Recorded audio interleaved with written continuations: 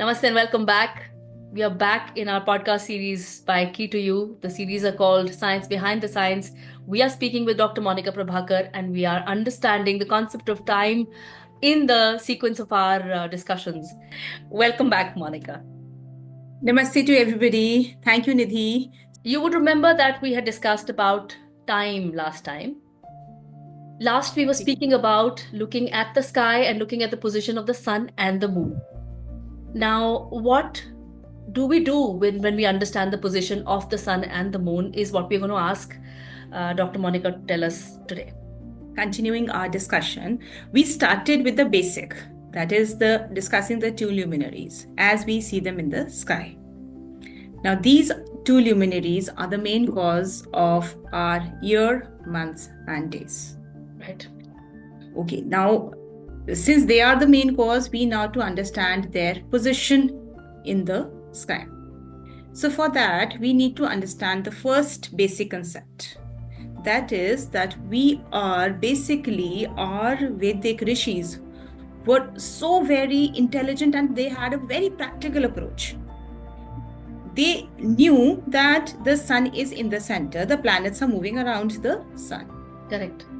But what we are seeing from the earth is the sun moving. Everything we see seems to be moving in the sky.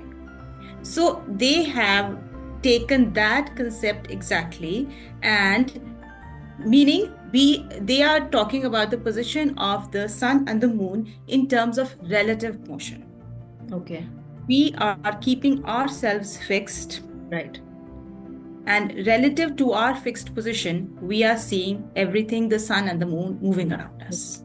So this concept, when we keep ourselves, the earth to be stationary in the center, this is a geostationary concept. Got it. Of how we view the cosmos. Right. Opposite to the geostationary concept, we have the heliocentric concept. That what modern science is teaching our children today. How do we go back to class 3 or 4 when we study the solar system? We are taught the sun is in the center, the planets are moving around it. Correct. This is the heliocentric approach. But this will not make us understand the things as practically as our Vedic concept would. Vedic concept is put the earth in the center and let everything move around the earth. Right. Means relative to the earth, everything. So we like the earth is taking 365 days to move around the sun. So now relative to us, we keep ourselves at 0. So the sun is taking 365 days to move around the earth. Got it. This is as we are seeing exactly from the earth. Everyone is seeing like that. Right. So this is the mathematical concept behind it. But every person who does not know the mathematics is seeing the sun moving. Right. So this is the first concept, that is we are taking the relative motion. The second thing is the relative motion, and the second thing is the geocentric approach. In order to understand this geostationary concept better or the relative motion better, you all must have heard about the retrograde motion of the planets. Right. Everybody is so familiar with these concepts these days due to the internet. Retrograde motion, जिसको हम हिंदी में कहते हैं वक्री motion. The grah is vakri these days. So many of the astrologers are talking about vakri motion. What is this? Actually the planet is not going in the opposite direction. It is that relative to the position of the planet, Earth and the sun, it appears to be moving in the opposite direction for some period of time. Right. So from this very concept, you can just imagine the kind of mathematical calculation, trigonometry is so much involved here. Calculus is so much involved here. See what our Vedic rishis were knowing. From this concept also, one would actually start believing, were those rishis intelligent, that much intelligent? Or was this knowledge actually apaurushya, not man-made, directly coming from the higher self? Means we actually, what our Vedic culture is saying is that Brahman he created, from Brahma were born the Manas Putras of Brahma. These Manas Putras were called the Maharishis. The Maharishis had this knowledge in themselves by default. Right. And basically they were just realizing this knowledge inside them. Mhm. And you see, it is a very authentic, because it is very, very difficult to believe that somebody would be that much intelligent, that without, actually having the latest technical help that all the scientists have today, they were being able to do so many calculations. That's right. Yes. So I basically believe that all knowledge is apaurisha, not man-made, directly realized. So coming back to our main concept, we are actually talking about the relative motion of all the planets. And secondly, we are talking about the geocentric concept of the cosmos. Now we have to understand what the zodiac is. Now, you have to keep the Earth in the center, stationary in the center. The three-dimensional space has been identified around this Earth, in which all the planets are placed, including the sun and the moon. Right. All this is the zodiac. I think I will bring up a picture for the zodiac to explain it better. This is the zodiac band, the three-dimensional space around the Earth. So we have Earth in the center, and all the planets are falling in this three-dimensional space. The width of this band, is uh, exactly 16 degrees. From the center of the Earth, 8 degrees north and 8 degrees south. So all the planets will be confined within the space of 16 degrees. They will not go further. See, so this is what they have identified. The planets are not going higher than 8 degrees north and 8 degrees south. It is only the sun that will move beyond 8 degrees. It goes up 23.5 degrees north maximum and 23.5 degrees south maximum. So again, we have Earth in the center and all the planets in this three-dimensional space only, including the sun and the moon. This is actually a cross-sectional view of the zodiac. We are seeing a two-dimensional view of the zodiac now. So we have Earth in the center, and this elliptical area is holding all the planets. So you can see the moon here, Mars, Venus, Mercury, Jupiter, and the Saturn, and we have the sun here. It is only the sun that is going to be moving more than 8 degrees north and south. Right. So now here you can see that Earth right in the center, stationary, and we are viewing all the relative motion of all these planets around us, and the relative motion of the moon and the sun. This relative position of the sun, the earth, and the moon is the main cause of the months and the days. Very interesting. Very interesting. Very interesting. Yes. So how are these calculated? So now we will come to how the days and the months are calculated. This is the background, the geocentric approach, the relative motion, and the zodiac. Now, this zodiac is divided into 12 equal portions. So we have 360 degrees around the Earth. 360 divided into 12 portions is 30 degrees each. And each division is called a sign in English and Rashi in Hindi. So we have 12 Rashis or 12 signs, each 30 degrees around the Earth. And all the planets are moving inside these Rashis. Let me talk about the movement of the sun first.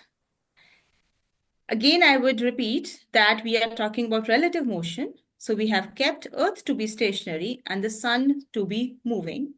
And the sun is taking 1 year or 12 months to make one full revolution around the Earth. So it is traversing this one Rashi of 30 degrees or one sign in 1 month. Correct. Okay, so here we have the first concept of the month.